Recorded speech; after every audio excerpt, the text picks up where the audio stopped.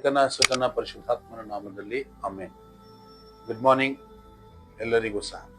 Price the Lord, hallelujah, praise the Lord, hallelujah. ಯೇಸುವೆ ಸ್ತೋತ್ರ, ಯೇಸುವೆ ವಂದನೆ, ಯೇಸುವೆ ಆರಾಧನೆ, ಯೇಸುವೆ ಮಹಿಮೆ.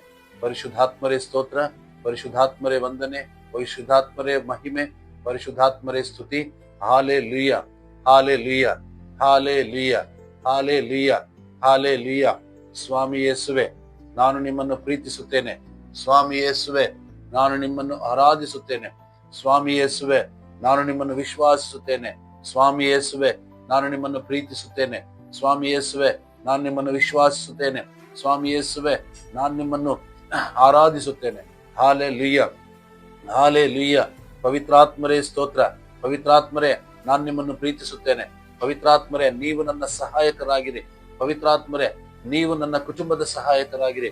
ಪವಿತ್ರಾತ್ಮರೇ, ನೀವು ನನ್ನ ಸಂಪೂರ್ಣ ನಿಯಂತ್ರಣವನ್ನು ನೀವು ತೆಗೆದುಕೊಳ್ಳಿರಿ.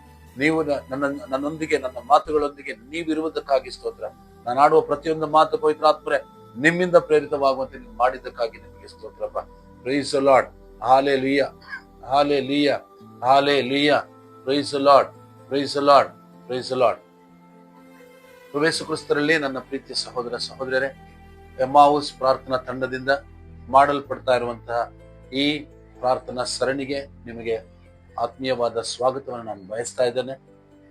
ಇಂದಿನಿಂದ ಪ್ರತಿದಿನ ನಿಮಗೆ ಅನುದಿನದ ವಾಕ್ಯ, ಅನುದಿನದ ಆತ್ಮದ ವಾಕ್ಯ ಅಂತ ಶೀರ್ಷಿಕೆಯಲ್ಲಿ 5 ನಿಮಿಷಗಳ ಕಾಲ ದೇವರ ವಾಕ್ಯವನ್ನು ನಿಮ್ಮೊಂದಿಗೆ ಹಂಚಿಕೊಳ್ಳಲಿಕ್ಕೆ ನಾವು ಬರ್ತಾ ಇದ್ದೇವೆ.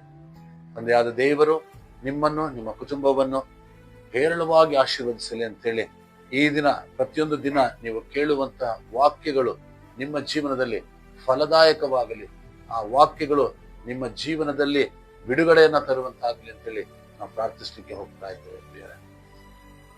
ಈ ದಿನ ದೇವರ ವಾಕ್ಯವನ್ನ ನಾವು ಆಲಿಸುವಾಗ ಮೊಟ್ಟ ಮೊದಲನೇದಾಗಿ ಕೊರಿಂಥರಿಗೆ ಬರೆದಂತಹ 2ನೇ ಪತ್ರಿಕೆ 10ನೇ ಅಧ್ಯಾಯ 17 ಮತ್ತು 18ನೇ ವಚನವನ್ನ ನಿಮ್ಮೊಂದಿಗೆ ನಾನು ಮಾತನಾಡಲಿಕ್ಕೆ ಇಷ್ಟಪಡ್ತಾ ಇದ್ದೇನೆ. 2 ಕೊರಿಂಥರಿಗೆ ಬರೆದ ಪತ್ರಿಕೆ 10ನೇ ಅಧ್ಯಾಯ 17 ಮತ್ತು 18ನೇ ವಚನ. ಹೆಚ್ಚಳ ಪಡುವವನು ಪ್ರಭುವಿನಲ್ಲೇ ಹೆಚ್ಚಳ ಪಡಲಿ ಎಂದು ಪವಿತ್ರ ಗ್ರಂಥದಲ್ಲಿ ಲಿಖಿತವಾಗಿದೆ. ಅಂತೆಯೇ ತನ್ನನ್ನು ತಾನೇ ಹೊಗಳಿಕೊಳ್ಳುವವನು ಅಲ್ಲ, ಪ್ರಭು ಯಾರನ್ನು ಹೊಗಳುತ್ತಾರೋ ಅವರೇ ಧನ್ಯರು. ಮತ್ತೊಮ್ಮೆ ಓದ್ತೇನೆ. ಹೆಚ್ಚಳ ಪಡುವವನು ಪ್ರಭುವಿನಲ್ಲೇ ಹೆಚ್ಚಳ ಪಡಲಿ ಎಂದು ಪವಿತ್ರ ಗ್ರಂಥದಲ್ಲಿ ಲಿಖಿತವಾಗಿದೆ. ಅಂತೆಯೇ ತನ್ನನ್ನು ತಾನೇ ಹೊಗಳಿಕೊಳ್ಳುವವನು ಅಲ್ಲ, ಪ್ರಭು ಯಾರನ್ನು ಹೊಗಳುತ್ತಾರೋ ಅವನೇ ಧನ್ಯನು.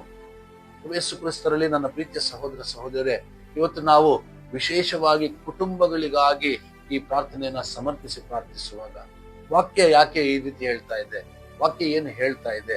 ಹೆಚ್ಚಳ ಪಡುವವನು ಪ್ರಭುವಿನಲ್ಲೇ ಹೆಚ್ಚಳ ಪಡಲಿ. ಏನ್ ಈ ವಾಕ್ಯದ ಅರ್ಥ? ಯಾಕೆ ದೇವರ ವಾಕ್ಯ ಈ ರೀತಿಯಾಗಿ ಮಾತನಾಡ್ತಾ ಇದೆ? ಪ್ರಭು ಕ್ರಿಸ್ತರಲ್ಲಿ ನನ್ನ ಆತ್ಮೀಯ ಸಹೋದರ ಸಹೋದರಿಯರೇ, ಪ್ರತಿಯೊಂದು ಕುಟುಂಬದಲ್ಲಿ ಒಂದು ಪತಿ ಪತ್ನಿ ಜೊತೆಯಾಗಿ ದುಡಿಯುವಂತಹ ವ್ಯಕ್ತಿಗಳಾಗಿರ್ತಾರೆ. ಜೊತೆ ಜೊತೆಯಾಗಿ ಕೆಲಸ ಮಾಡಿ, ಜೊತೆ ಜೊತೆಯಾಗಿ ತನ್ನ ಮಕ್ಕಳನ್ನ ಸಾಕಿ ಸಲಹುವುದಿರ್ಬೋದು, ಪ್ರತಿಯೊಂದು ಕಾರ್ಯಗಳನ್ನ ಮಾಡ್ತಾರೆ. ಆದ್ರೆ ಕೆಲವೊಮ್ಮೆ ನಾವೇನಾಗ್ತದೆ, ಕುಟುಂಬದಲ್ಲಿ ಗಂಡನಾದವನು ನಾನೆಲ್ಲರಿಗಿಂತ ಹೆಚ್ಚು, ನಾನಿದು ಮಾಡೋದ್ರಿಂದ ಅಂತೇಳಿ ತನ್ನನ್ನೇ ತಾನು ಹೊಗಳಿಕೊಳ್ತಾ ಇರ್ತಾನೆ. ಎಷ್ಟು ಹೊಗಳ್ಕೊಳ್ತಾರೆ ಅಂತ ಹೇಳಿದ್ರೆ, ಇನ್ ಅವ್ರು ಬಿಟ್ರೆ ಇನ್ಯಾರು ಬೇರೆ ಒಳ್ಳೆ ಕೆಲಸ ಮಾಡೋದೇ ಇಲ್ಲ ಅನ್ನೋ ಲೆಕ್ಕದಲ್ಲಿ ಅವರು ಮೇಲೆ ಕೇರಿಸ್ಕೊಳ್ತಾ ಇರ್ತಾರೆ. ಹೆಚ್ಚಳ ಪಡೋದು ಯಾವಾಗ್ಲೂ ನಾನ್ ಮಾಡಿದ್ದು, ನಾನು ಸ್ವಾರ್ಥದ ಮನೋಭಾವದಲ್ಲಿ ಮಕ್ಕಳನ್ನ ಒಂದು ಒಳ್ಳೆ ಸ್ಥಾನಕ್ಕೆ ತಂದಿದ್ದಾರೆ ಅಂತ ಹೇಳಿದ್ರೆ, ನಾನು ಮಾಡಿದ್ರಿಂದಾನೇ ನನ್ನ ಮಗಳು ಇವತ್ತು ಚೆನ್ನಾಗಿರೋದು, ನಾನು ಓದಿಸಿದ್ರಿಂದಾನೇ ನನ್ನ ಮಗಳು ಇಂಜಿನಿಯರ್ ಆಗಿದ್ದು, ಡಾಕ್ಟರ್ ಆಗಿದ್ದು ಅಂತ ಹೇಳಿ ನಾವು ಕೊಚ್ಚಿಕೊಳ್ತೇವೆ. ಆದ್ರೆ ಬೇರೆ ವಾಸ್ತವವಾಗಿ ನೋಡ್ಬೇಕು ಅಂತ ಹೇಳಿದ್ರೆ, ಪ್ರತಿಯೊಂದು ಸಂದರ್ಭದಲ್ಲಿಯೂ ಕೂಡ ಯೇಸು ಕ್ರಿಸ್ತರು, ದೇವರು ನಮ್ಮ ಜೊತೆ ಇಲ್ಲ ಅಂತ ಹೇಳಿದಿದ್ರೆ ನಾವು ನಮ್ಮ ಮಕ್ಕಳನ್ನ ಬೆಳೆಸ್ಲಿಕ್ಕಾಗ್ಲಿ, ಸಾಕೋದಕ್ಕಾಗ್ಲಿ, ಸಲಹೋದಕ್ಕಾಗ್ಲಿ, ನಮ್ಮ ಕುಟುಂಬಗಳನ್ನ ಮುನ್ನಡೆಸ್ಲಿಕ್ಕಾಗ್ಲಿ ಸಾಧ್ಯವಾಗೋದಿಲ್ಲ. ಅದೇ ರೀತಿಯಾಗಿ ಕೆಲವೊಮ್ಮೆ ತಾಯಂದ್ರು ಕೂಡ ಅದೇ ರೀತಿ ಮಾತನಾಡ್ತಾರೆ. ನಾನು ನಿನ್ನನ್ನು ಹೊತ್ತು ಎತ್ತಿ ಏನೇನೋ ಮಾಡಿದೆ, ಅದ್ ಮಾಡಿದೆ, ನಿನ್ಗೋಸ್ಕರ ಎಷ್ಟು ತ್ಯಾಗ ಮಾಡಿದೆ, ನಿನ್ಗೋಸ್ಕರ ಎಷ್ಟು ಕಷ್ಟಪಟ್ಟೆ, ಆದ್ರೂ ನೀನ್ ನನ್ನನ್ನ ಸರಿಯಾಗಿ ನೀನು ನನ್ನ ಬಗ್ಗೆ ಕಾಳಜಿ ವಹಿಸ್ತಾ ಇಲ್ಲ ಅಂತ ಹೇಳಿ ತನ್ನನ್ನ ತಾನೇ ಹೊಗಳಿಕೊಳ್ಳಿಕ್ಕೆ ಹೋಗ್ತಾರೆ. ಕೆಲವೊಮ್ಮೆ ಆ ಪ್ರೀತಿ ಸಿಗ್ಲಿಲ್ಲ ಅಂತ ಹೇಳುವಾಗ ಬೇಸರ ಪಡ್ತಾರೆ. ಪ್ರಿಯರೇ, ಇವತ್ತು ನೀವು ಹೆಚ್ಚಳ ಪಡಬೇಕಾದ್ರೆ, ನೀವು ನಿಮ್ಮ ಮಕ್ಕಳನ್ನ ಒಂದು ಸ್ಟೇಜ್ಗೆ ತಂದಿದ್ದೀರಾ ಅಂತ ಹೇಳಿದ್ರೆ, ನಿಮ್ಮ ಮಕ್ಕಳನ್ನು ಒಳ್ಳೆ ಉನ್ನತವಾದ ವಿದ್ಯಾಭ್ಯಾಸವನ್ನು ಕೊಟ್ಟು ನೀವು ಒಳ್ಳೆ ವ್ಯಕ್ತಿಗಳಾಗಿ ರೂಪಿಸಿದ್ದೀರಾ ಅಂತ ಹೇಳಿದ್ರೆ, ಅದು ನಿಮಗೆ ಸಾಧ್ಯವಾಗಿದ್ದು ಯೇಸು ಕ್ರಿಸ್ತನಿಂದ, ದೇವರ ಸಹಾಯ ಇಲ್ಲದೆ ನಾವು ಏನೂ ಮಾಡ್ಲಿಕ್ಕೆ ಆಗೋದಿಲ್ಲ ಅನ್ನುವಂತಹ ಒಂದು ಮನೋಭಾವ ನಮ್ಮಲ್ಲಿ ಬರಬೇಕು. ನೋಡಿ, ವಾಕ್ಯ ಏನ್ ಹೇಳ್ತದೆ, ಮುಂದುವರಿಸಿ ಅದೇ 18ನೇ ವಾಕ್ಯ.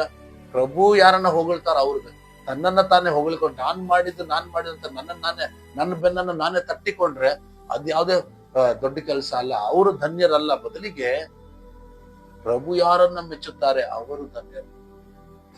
ನೋಡಿ, ಮತ್ತಾಯನು ಬರೆದ ಸುವಾರ್ತೆ 25ನೇ ಅಧ್ಯಾಯದಲ್ಲಿ ನಾವೊಂದು ವಾಕ್ಯವನ್ನ ಕಾಣ್ತೇವೆ. ಏನ್ ಹೇಳುತ್ತೆ ವಾಕ್ಯ? ಯಜಮಾನ ತನ್ನ ಸೇವಕರಿಗೆ ತನ್ನ ಆಸ್ತಿಯನ್ನ ಹಂಚಿಕೊಟ್ಟು ಹೋಗ್ತಾನೆ. ಒಬ್ಬನಿಗೆ 5 ತಲೆಂತೋ, ಒಬ್ಬನಿಗೆ 2 ತಲೆಂತೋ, ಮತ್ತೊಬ್ಬನಿಗೆ 1 ತಲೆಂತನ್ನ ಕೊಟ್ಟು ಹೋದಾಗ ಮೊದಲನೇವ ಏನ್ ಮಾಡ್ತಾನೆ?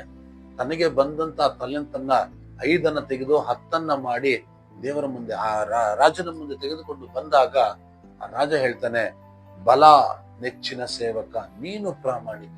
25ನೇ ಅಧ್ಯಾಯದ 21ನೇ ವಾಕ್ಯ ನೋಡಿ. ಅದಕ್ಕೆ ಆ ಧಣಿ, ಬಲ ನೆಚ್ಚಿನ ಸೇವಕ, ನೀನು ಪ್ರಾಮಾಣಿಕ, ಈ ಚಿಕ್ಕ ಕಾರ್ಯದಲ್ಲಿ ನೀನು ಪ್ರಾಮಾಣಿಕನಾಗಿದ್ದರಿಂದ ನಿನಗೆ ದೊಡ್ಡ ಜವಾಬ್ದಾರಿಯನ್ನ ಕೊಡ್ತಾನೆ. ಪ್ರಭು ಅವನ ಆ ಧಣಿ ಹೇಗೆ ಆ ಕೆಲಸಗಾರನ ಒಂದು ಕೆಲಸವನ್ನ ಮೆಚ್ಚಿ, ಕಾರ್ಯವನ್ನ ಮೆಚ್ಚಿ ಬಲ ಅಂತ ಹೇಳಿ ಆತನನ್ನ ಹೊಗಳ್ತಾನೆ, ಅದೇ ರೀತಿ ನಿನ್ನ ಕುಟುಂಬದಲ್ಲಿ ನೀನು ನಿನ್ನ ಮಕ್ಕಳಿಗೆ ಕೊಡುವಂತ ದೈವ ಪ್ರೀತಿ, ದೈವ ಭಯವನ್ನ ಕುರಿತು ದೇವರು ಯೇಸು ಸ್ವಾಮಿ ಹೇಳಬೇಕು, ಅಲೋ ಬಲ ನೆಚ್ಚಿನ ಸೇವಕ, ಒಳ್ಳೆದಾಗಿ ನಿನ್ನ ಮಕ್ಕಳನ್ನು ನೀನು ವಿಶ್ವಾಸದಲ್ಲಿ ಬೆಳೆಸಿದ್ಯಾ ಅಂತ ಹೇಳಿ ದೇವರು ನಮ್ಮನ್ನ ಹೊಗಳಬೇಕು. ಅಂತವರು ಧನ್ಯರು ಅಂತೇಳಿ ವಾಕ್ಯ ಹೇಳ್ತಾರೆ. ಅದನ್ನು ಪ್ರೇರಿತ ನಾವು ನಮ್ಮನ್ನ ನಾವು ಹೊಗಳಿಕೊಳ್ಳೋದಕ್ಕಲ್ಲ, ದೇವರು ನಮ್ಮನ್ನು ಹೊಗಳುವಂತೆ ನಮ್ಮ ಕುಟುಂಬಗಳನ್ನ ನಡೆಸೋಣ. ಒಂದು ನಿಮಿಷ ನಾವೆಲ್ಲರೂ ಕಣ್ಣುಗಳನ್ನ ಮುಚ್ಚಿ ನಾವು ಪ್ರಾರ್ಥಿಸೋಣ. ಪ್ರಿಯರೇ, ನಾವೆಲ್ಲರೂ ಪ್ರಾರ್ಥಿಸೋಣ. ಪ್ರಭು ಯೇಸು ಕ್ರಿಸ್ತರೇ, ಈ ದಿನ ಈ ಸುವಾರ್ತೆಯನ್ನ ಕೇಳುತ್ತಿರುವಂತ ಪ್ರತಿಯೊಂದು ಕುಟುಂಬವನ್ನು ನಿನ್ನ ಪರಿಶುದ್ಧವಾದ ಕರಗಳಿಗೆ ನಾನು ಸಮರ್ಪಿಸ್ತಾ ಇದ್ದೇನೆ. ಈ ಕುಟುಂಬಗಳನ್ನು ಆಶೀರ್ವದಿಸಿರಿ. ಪ್ರತಿಯೊಂದು ಕುಟುಂಬವು ಈ ವಾಕ್ಯಗಳನ್ನ ಇವತ್ತು ಕಿವಿಯಲ್ಲಿ ಕೇಳಿಸಿಕೊಂಡಿದ್ದಾರೆ, ಹೃದಯದಲ್ಲಿ ಅದನ್ನ ಶೇಖರಿಸಿಟ್ಟುಕೊಳ್ಳುವಂತಾಗಲಿ. ಈ ವಾಕ್ಯಗಳು ಅವರ ಜೀವಿತದಲ್ಲಿ ಒಳ್ಳೆಯ ಫಲವನ್ನ ತರುವಂತಾಗಲಿ ಸ್ವಾಮಿ. ಈ ವಾಕ್ಯಗಳು ಅವರ ಜೀವಿತದಲ್ಲಿ ಅವರಿಗೆ ಬೇಕಾಗಿರುವಂತಹ ಶಾಂತಿ, ನೆಮ್ಮದಿಯನ್ನ ತಂದುಕೊಡುವಂತಾಗಲಿ. ತಂದೆಯಾದ ದೇವರೇ, ಪ್ರತಿಯೊಬ್ಬರೂ ಕೂಡ ಅವರವರಿಗಾಗಿ ಜೀವಿಸದೆ ಯೇಸು ಕ್ರಿಸ್ತರ ನಾಮಕ್ಕಾಗಿ ಜೀವಿಸುವಂತ ಕೃಪೆಯನ್ನು ದಯಪಾಲಿಸಿ. ವಿಶೇಷವಾಗಿ ಕುಟುಂಬಗಳಲ್ಲಿರುವಂತ ಎಲ್ಲ ವಿಧವಾದಂತಹ ಕಷ್ಟ, ದುಃಖಗಳನ್ನ, ವೇದನೆಗಳನ್ನ ನಿಮಗೆ ಸಮರ್ಪಿಸ್ತಾ ಇದ್ದೇವೆ. ನಿಮ್ಮ ವಾಕ್ಯ 1 ಪೇತ್ರ 5:7 ಹೇಳ್ತದೆ, ಇದೋ ನಿಮ್ಮ ಚಿಂತೆಯನ್ನೆಲ್ಲ ಅವರಿಗೆ ಬಿಟ್ಟು ಬಿಡಿ, ನಿಮ್ಮ ಮೇಲೆ ಅವರಿಗೆ ಲಕ್ಷ್ಯವಿದೆ. ಯೇಸುವೆ, ಈ ಕುಟುಂಬಗಳ ಪ್ರತಿಯೊಂದು ಸಮಸ್ಯೆಯನ್ನ, ಪ್ರತಿಯೊಂದು ನೋವನ್ನು, ಪ್ರತಿಯೊಂದು ಚಿಂತೆಯನ್ನು, ಯಾವುದನ್ನ ಕುರಿತು ಇವರು ಪ್ರತಿದಿನ ಅಳ್ತಾ ಇದ್ದಾರೆ, ಯಾವುದನ್ನ ಕುರಿತು ಇವರು ಚಿಂತಿಸ್ತಾ ಇದ್ದಾರೆ, ಯಾವುದನ್ನ ಕುರಿತು ಕಣ್ಣೀರನ್ನ ಹಾಕ್ತಾ ಇದ್ದಾರೆ ಸ್ವಾಮಿ, ಆ ಎಲ್ಲ ಕಣ್ಣೀರಿನ ಕಥೆಗಳನ್ನ, ಎಲ್ಲ ಕಷ್ಟ ಸಂಕಟಗಳನ್ನ, ನೋವುಗಳನ್ನ, ರೋಗಗಳನ್ನ ಯೇಸುವೆ ನಿಮ್ಮ ಮೇಲೆ ನಾವು ಹಾಕ್ತಾ ಇದ್ದೇವಪ್ಪ. ನೀವು ನಮ್ಮ ಬಗ್ಗೆ ಲಕ್ಷ್ಯ ವಹಿಸಿದ್ದೀರಿ ಎಂದು ನಾವು ವಿಶ್ವಾಸಿಸ್ತಾ ಇದ್ದೇವೆ. ವಿಶೇಷವಾಗಿ ಕುಟುಂಬದಲ್ಲಿ ರೋಗಾವಸ್ಥೆಯಲ್ಲಿ ಯಾರಾದ್ರೂ ಇದ್ರೆ ಯೇಸುವೆ ನಿನ್ನ ಪರಿಶುದ್ಧವಾದ ನಾಮದಲ್ಲಿ ಆ ರೋಗಿಗಳನ್ನು ನಾನು ಆಶೀರ್ವದಿಸ್ತಾ ಇದ್ದೇನಪ್ಪ. ಯೇಸುವೆ, ನಿಮ್ಮ ವಾಕ್ಯ ಕಳಿಸಿಕೊಡ್ತದೆ, ತನ್ನ ವಾಣಿಯನ್ನ ಕಳಿಸಿಕೊಟ್ಟು ಅವರು ನಮ್ಮನ್ನ ಗುಣಪಡಿಸಿದ್ರು ಅಂತೇಳಿ ನಿಮ್ಮ ವಾಣಿಯನ್ನ ಅದೋ ರೋಗಿಗಳ ಬಳಿಗೆ ನಾನು ಕಳಿಸಿಕೊಡ್ತಾ ಇದ್ದೇನೆ. ಯೇಸುವೆ, 1 ಪೇತ್ರ 2:24 ವಾಕ್ಯ ಹೇಳ್ತದೆ, ನೀವು ನಮಗಾಗಿ ನಮ್ಮ ಪಾಪಗಳನ್ನು ಹೊತ್ತುಕೊಂಡು ಶಿಲುಬೆ ಮರದಲ್ಲಿ ನಮಗೋಸ್ಕರ ನೀವು ಪ್ರಾಣತ್ಯಾಗ ಮಾಡಿದ್ರಿ, ನಿಮ್ಮ ಗಾಯಗಳಿಂದ ನಾವು ಗುಣ ಹೊಂದಿದ್ದೇವೆ ಅಂತೇಳಿ. ಯೇಸು ಕ್ರಿಸ್ತರ ಗಾಯಗಳಿಂದ ಈ ಕುಟುಂಬಗಳಲ್ಲಿರುವಂತಹ ಪ್ರತಿಯೊಬ್ಬ ರೋಗಿಯು ಸಂಪೂರ್ಣವಾದ ಸೌಖ್ಯವನ್ನ ಹೊಂದಿಕೊಂಡಿದ್ದಕ್ಕಾಗಿದೆ ಸ್ತೋತ್ರ. ಆ ಕುಟುಂಬಗಳಲ್ಲಿರುವಂತಹ ಎಲ್ಲಾ ಬಡತನವನ್ನು ಯೇಸು ನಾಮದಲ್ಲಿ ಶಪಿಸ್ತಾ ಇದ್ದೇನಪ್ಪ. ಯೇಸುವೆ, ನಿನ್ನ ಪರಿಶುದ್ಧವಾದ ನಾಮದಲ್ಲಿ ಕುಟುಂಬಗಳಿಗೆ ಸಮೃದ್ಧಿಯು ಹರಿದು ಬರುವಂತೆ ನೀನು ಮಾಡಿದ್ದಕ್ಕಾಗಿ ಸ್ತೋತ್ರಪ್ಪ. ಯೇಸು ಕ್ರಿಸ್ತರ ಪರಿಶುದ್ಧವಾದ ನಾಮದಲ್ಲಿ ಎಲ್ಲಾ ಕುಟುಂಬಗಳಲ್ಲಿ ಫಿಲಿಪ್ಪಿ 4:19 ವಾಕ್ಯ ಸಂಪೂರ್ಣವಾಗಿ ಕಾರ್ಯಗತವಾಗಿದ್ದಕ್ಕಾಗಿ ಸ್ತೋತ್ರ. ಫಿಲಿಪ್ಪಿ 4:12 ವಾಕ್ಯ ಕಾರ್ಯಗತವಾಗಿದ್ದಕ್ಕಾಗಿ ನಿಮಗೆ ಸ್ತೋತ್ರ. ಪ್ರತಿಯೊಂದು ಕುಟುಂಬವು ಈ ವಾಕ್ಯಗಳಲ್ಲಿ ನೆಲೆಯಾಗಿರುವುದಕ್ಕಾಗಿ ನಿಮಗೆ ಸ್ತೋತ್ರ. ಯೇಸು ಕ್ರಿಸ್ತರ ಪರಿಶುದ್ಧವಾದ ಪ್ರೀತಿ ಪ್ರತಿಯೊಂದು ಕುಟುಂಬದಲ್ಲಿ ನೆಲೆಸಿದ್ದಕ್ಕಾಗಿ ನಿಮಗೆ ಸ್ತೋತ್ರ. ಯೇಸು ಕ್ರಿಸ್ತರ ನಾಮದಲ್ಲಿ ಪ್ರಾರ್ಥಿಸಿದ್ದೇನೆ, ಜೀವವುಳ್ಳ ತಂದೆಯೇ, ಆಮೆನ್. ತಂದೆಯಾದ ದೇವರೇ, ನಿಮ್ಮ ಪ್ರೀತಿ, ಪ್ರಭು ಯೇಸು ಕ್ರಿಸ್ತರ ಕೃಪೆಯು, ಪವಿತ್ರಾತ್ಮರ ಅನ್ಯೋನ್ಯತೆಯು ಇದನ್ನು ಕೇಳುತ್ತಿರುವಂತಹ ಪ್ರತಿಯೊಂದು ಕುಟುಂಬದಲ್ಲಿ ಈ ದಿನ ನೆಲೆಸುವಂತೆ ನೀನು ಮಾಡಿದ್ದಕ್ಕಾಗಿ ನಿಮಗೆ ಸ್ತೋತ್ರಗಳನ್ನು ನಾನು ಮಾಡ್ತೇನೆ. ಯೇಸು ನಾಮದಲ್ಲಿ ಪ್ರಾರ್ಥಿಸಿದ್ದೇನೆ, amen. Thank you. See you again tomorrow.